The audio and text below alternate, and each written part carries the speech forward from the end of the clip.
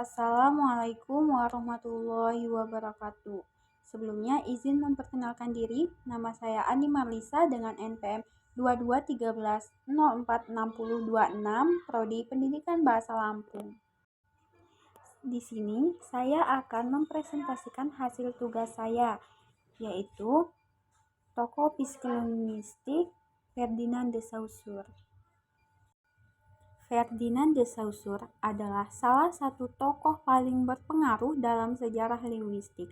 Lahir pada 26 November 1857 di Jenewa, Swiss. Ia diakui sebagai bapak linguistik struktural. Perannya dalam dunia linguistik begitu besar dan mempengaruhi banyak perkembangan strukturalisme modern. Ferdinand de Saussure lahir dalam keluarga yang kaya akan warisan akademis dan minat pada linguistik. Ayahnya, Henry Louis Frédéric de Saussure, adalah seorang filolog terkenal, sementara ibunya, Albertine de Saussure, adalah anggota keluarga yang cerdas dan berpendidikan tinggi. Ferdinand tumbuh dalam lingkungan yang mendorong perkembangan minat pada bahasa dan struktur bahasa. Meskipun awalnya tertarik pada ilmu alam, khususnya zoologi, minat Saussure segera berpindah ke bidang linguistik. Pada usia 21 tahun, ia memutuskan untuk mengubah arah studinya. Ia pindah ke Paris, Prancis, untuk belajar linguistik di Universitas Sorbonne. Di sana, ia belajar di bawah bimbingan dua tokoh besar dalam linguistik pada masanya, yakni Émile Litton dan Michel Bral. Strukturalisme yang dikemukakan oleh Saussure memberikan pengertian bahwa struktur bahasa merupakan sesuatu yang penting.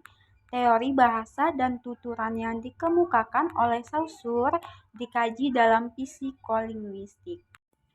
Selain itu, teori-teori strukturalisme yang dikembangkan oleh Saussure bagi linguistik modern juga telah berperan bagi pengembangan bidang keilmuan lain, khususnya bidang sosial dan budaya. Pengaruh strukturalisme Saussure berkembang pesat di Prancis selama dasawarsa tahun 1960-an dan 1970-an. Selanjutnya ada karya-karya utama Saussure. Karya-karya utama Saussure mencakup dua karya yang paling terkenal, yaitu Cours in General Linguistique dan Moire sur le système primitif des voyelles dans les langues Indo-Eropa, atau ingatan tentang sistem vokal awal dalam bahasa Indo-Eropa. Cours in General Linguistique adalah hasil dari kuliah yang diberikan oleh Saussure di Universitas Jenewa antara tahun 1907 dan 1911.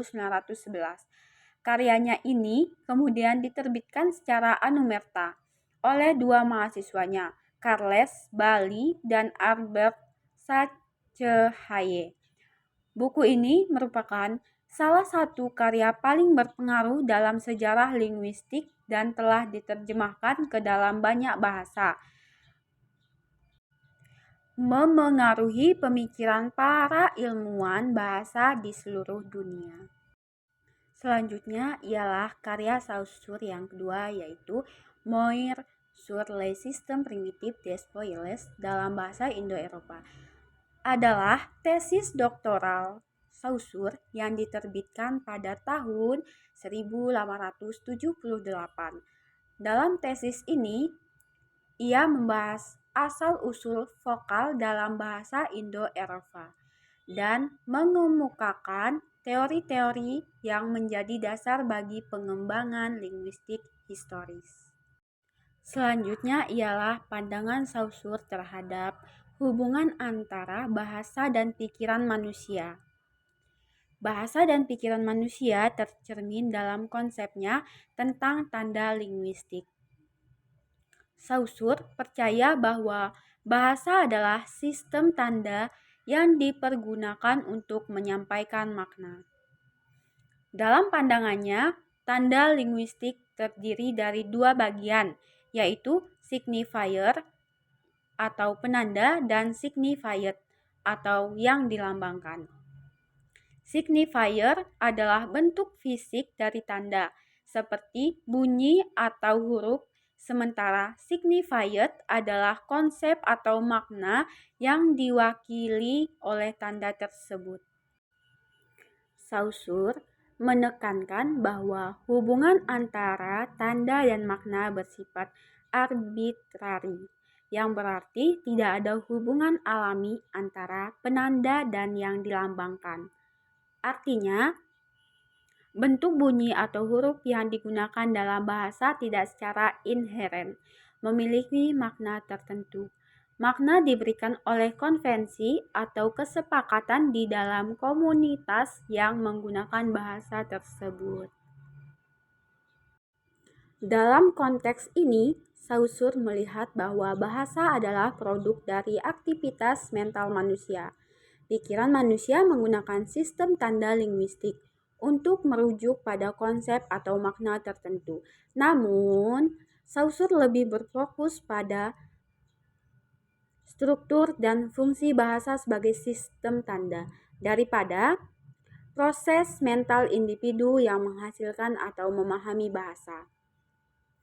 Meskipun demikian, kontribusinya telah memberikan landasan bagi pemahaman tentang bagaimana pikiran manusia berinteraksi dengan sistem tanda bahasa dalam pemrosesan bahasa, sebuah aspek yang menjadi perhatian dalam studi linguistik.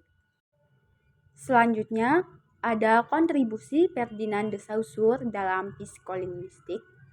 Kontribusi Saussure dalam psikolinguistik sangat signifikan, terutama melalui pengembangan strukturalisme dan semiotika. Saussure memperkenalkan konsep semiotika yang mengkaji makna dari suatu tanda sebagai bagian dari sistem bahasa. Dalam psikolinguistik, ini berarti bahwa dia memperkenalkan pendekatan baru untuk memahami bagaimana makna dibentuk dan diterjemahkan dalam bahasa, serta bagaimana bahasa mempengaruhi pikiran dan perilaku manusia. Adapun Saussure memperkenalkan konsep langues, langue, dan parole, yang semuanya memiliki peran penting dalam psikolinguistik. Langues merujuk pada bahasa sebagai sistem yang ada di luar individu, sementara langue merujuk pada bahasa sebagai sistem yang ada di dalam individu. Dan parole merujuk pada bahasa sebagai sistem yang digunakan dalam pembicaraan.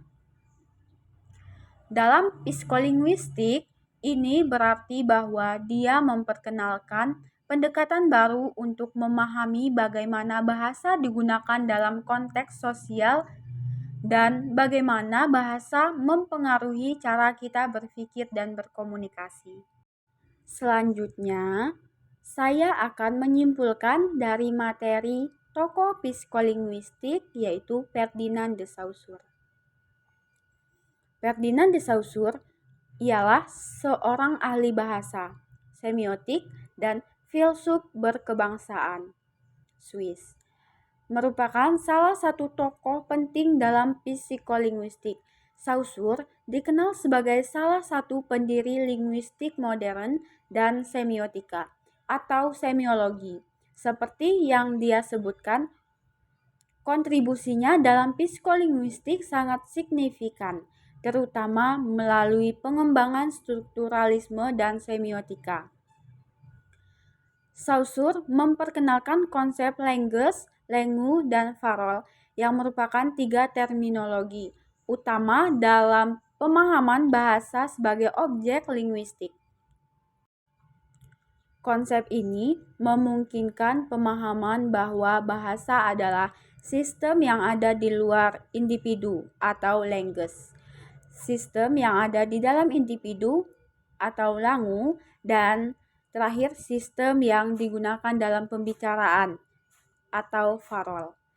Dalam psikolinguistik, ini berarti bahwa dia memperkenalkan pendekatan baru untuk memahami bagaimana bahasa digunakan dalam konteks sosial dan bagaimana bahasa mempengaruhi cara kita berpikir dan berkomunikasi. Mungkin hanya itu pemaparan materi dari saya, kurang dan lebihnya saya meminta maaf. Saya akhiri, wassalamualaikum warahmatullahi wabarakatuh. Dari Manihan.